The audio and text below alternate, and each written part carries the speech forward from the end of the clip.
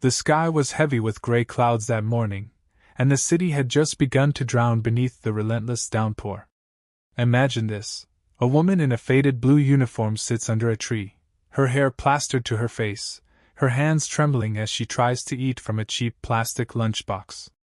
The rain pours harder, mixing with her tears. And yet she doesn't move, doesn't seek shelter.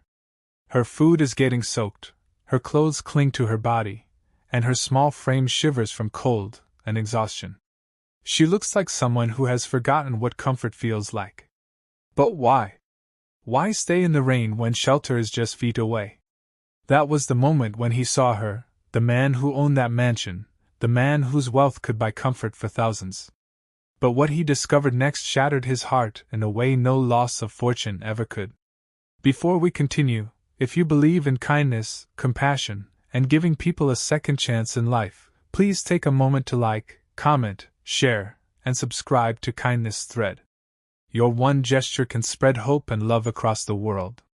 The man's name was Richard Hale, one of the richest businessmen in the city. He had built an empire from scratch, but over time, his success had hardened him. He believed that money was the answer to everything: power, respect, happiness. He rarely noticed the people who worked for him. To him, maids, drivers, and gardeners were just background figures in the grand movie of his success. But that day, something about the sight of his maid, soaking wet under the tree, pierced through the wall of indifference he had built around his heart. Her name was Maria, quiet, obedient, and always early. He had never seen her complain, never seen her idle.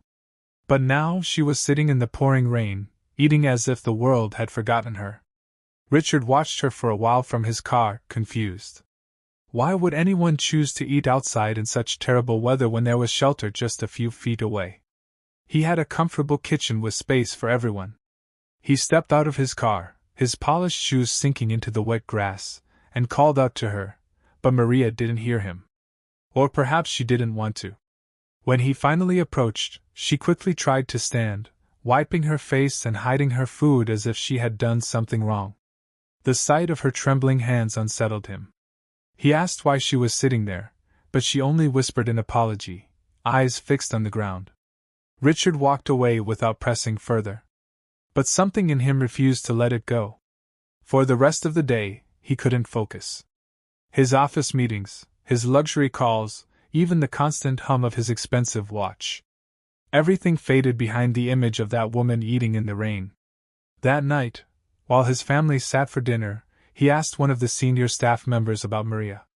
The man hesitated, saying softly that Maria usually avoided the dining area and preferred to eat outside during her breaks.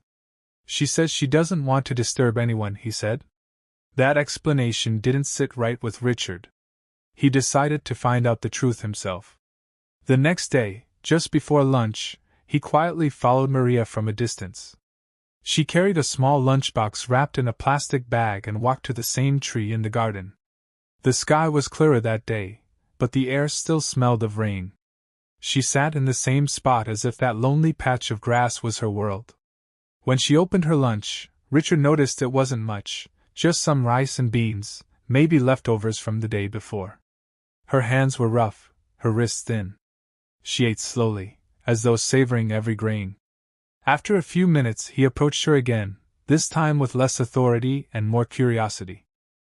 "Maria," he said softly, "why don't you eat inside? The staff room is warm and the rain is gone." She froze, her spoon halfway to her mouth. Then she lowered it, staring at her meal. Her voice came out shaky but calm. "Sir, I used to eat inside, but one day your guests came early. I was sitting in the corner, and they said my uniform smelled like soap and I shouldn't be near the dining area. I didn't want to embarrass you again, so since then I come out here." Her words sliced through him like a blade. Richard stood speechless. He couldn't remember that day, but the thought of someone being treated so poorly under his roof because of his status made him feel empty. He noticed the way she forced a smile after finishing her explanation as if to comfort him. That smile broke something deep inside him. Over the next few days, Richard quietly observed Maria. He learned that she arrived 2 hours early every morning, not because she was told to, but because she walked a long distance from a small rented room at the edge of the city. Her husband had died in an accident years ago, and she was raising a young son alone.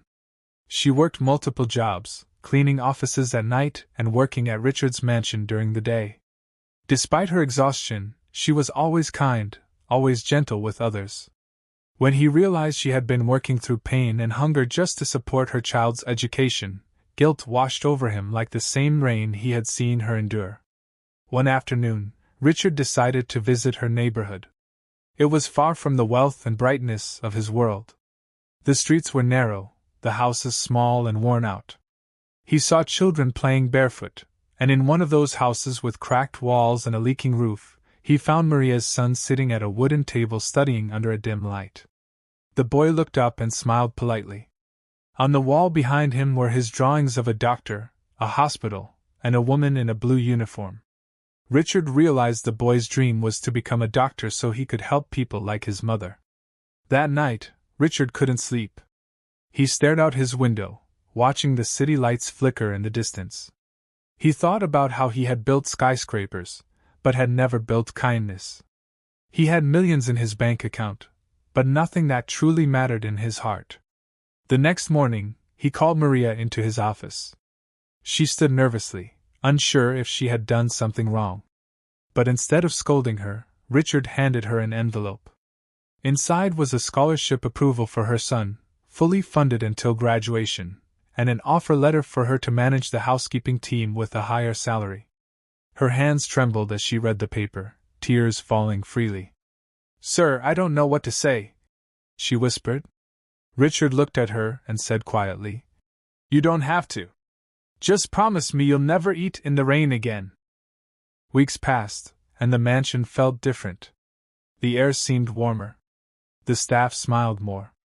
And even Richard's own family began noticing his change.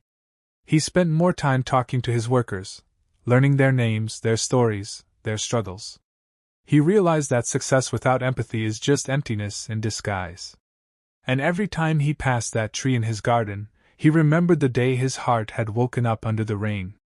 If this story touched your heart, please don't forget to like, comment, share, and subscribe to Kindness Thread. Your support helps spread stories that remind the world what it means to be human. Before we end, here's a small request. Comment below what lesson you learned from Maria's story. Was it kindness, humility, or the power of empathy?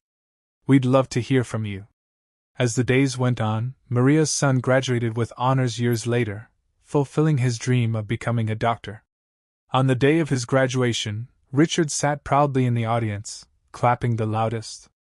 When Maria thanked him, he only smiled and said, "You gave me more than I ever gave you. You reminded me what wealth truly means." And sometimes that's all it takes. One act of kindness, one moment of understanding, one look beneath the rain to change a heart forever.